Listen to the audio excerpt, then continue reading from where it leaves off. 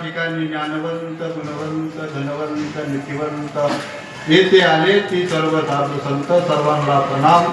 मस्तक हे पायावरी यावर करी संतांच्या सुरस आणि गुणाची रामकथानाथ महाराज सांगतायत।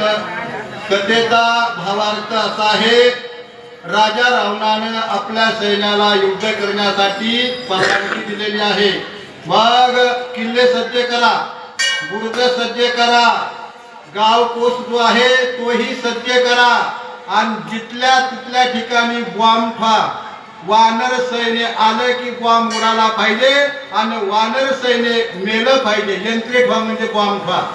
अशा प्रकारे राजा रावणानं वानराबरोबर युद्ध करण्याची तयारी सर्व आपल्या सैन्याला सांगितलेली आहे। अशा प्रकारे नाथ महाराज सांगतात।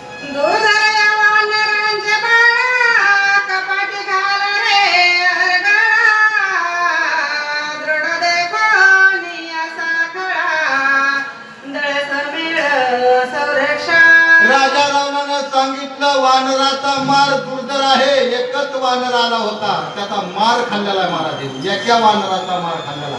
म्हणून करता सगळ्या सैन्याला आज्ञा दिलेली, आपले दरवाजे बंद करा। दरवाजे जरी बंद केले तरी वरून उड्या मारून वानर येऊन तुम्हाला मारल्याशिवाय राहणार नाही। होय, पक्क्या असत्या अशा अरगळा लावा।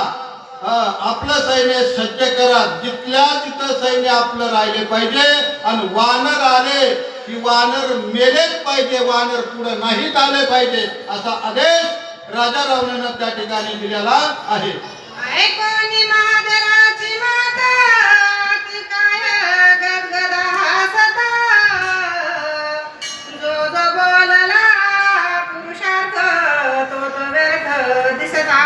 महोदराचे शब्द आहेत महाराज, महोदराचे शब्द आतिकायानं ऐकले आणि आतिकायानं ऐकून आतिकाया खदखद हसू लागलेला आहे। का हसला? एकही शब्द याच्यामध्ये खरा नाही महाराज, एकही शब्द खरा नाही म्हणून आतिकायाला हसू आलं। माणूस समोर खोटा बोलला ना, खरा माणूस त्याला निश्चित हसतो महाराज। एक आतापर्यंत जे मंत्री बोललेत का, प्रधान बोललेत का, एकाचाही शब्द खरा नाही आणि खरा तिथं आतिकाया महाराज। त्या आतिकायाला सर्व प्रधानाचं बोलणं ऐकून हसू आले आणि हसून त्या ठिकाणी आतिकाया महोदराला काय म्हणतो, वानरांच्या उड्डाणापुढे लंका दुर्गते बापुढे, अरगळा साकळा कवाडे कोणीकडे आवरती, कोणीकडे आवरती। वानराच्या उड्डाणापुढं किल्ले काय, बुरुज काय, पवळी काय आणि तुमचे दरवाजे लावून घेतले काय?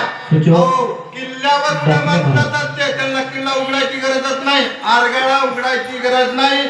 उड्डाण केलं की राईट किल्ल्यावर जातात, उड्डाण केलं की राईट बुरुजावर जातात आणि उड्डाण केलं की राईट तुमच्या खांद्यावर येऊन बसतात आणि तुमचे नाक कान तोडल्याशिवाय ते वानर राहणार नाही। असा पुरुषार्थ त्या वानराचा आहे।